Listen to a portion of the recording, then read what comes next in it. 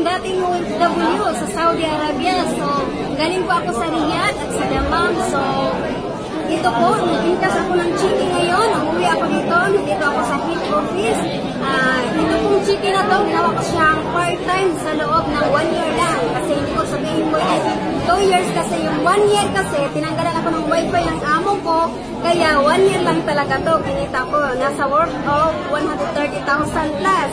Grabe guys, kung nakaya ko, kayang-kaya mo din. Kung ikaw, isang OFW na invite ni sir. So, kayang-kaya mo din ito gawin. Kaya wag ka nang magduda. Susubo ka kasi totoo ko talaga ang global. Anyway, pangatlong chiki ko na to. Kaya hindi ako masyadong excited. Ginabahan lang. Kaya sobrang saya. Thank you so much. Ikaw, isang member na member ni Upline. So, tuloy-tuloy mag-business kasi ito ang naghihintay sa iyo. Huwag kang titigil hanggang hindi mo ito makukuha. Sobrang laki pa dito yung kikitain mo once na ipagpatuloy mo ang negosyo natin.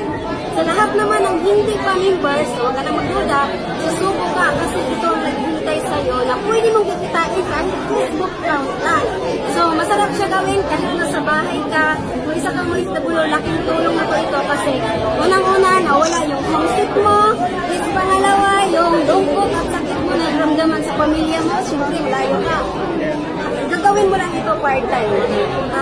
Dito nawala yung lungkot homesick mo kasi kumikita ka dito eh. Pag uwi mo, in case na makauwi ka, emergency, excited lang.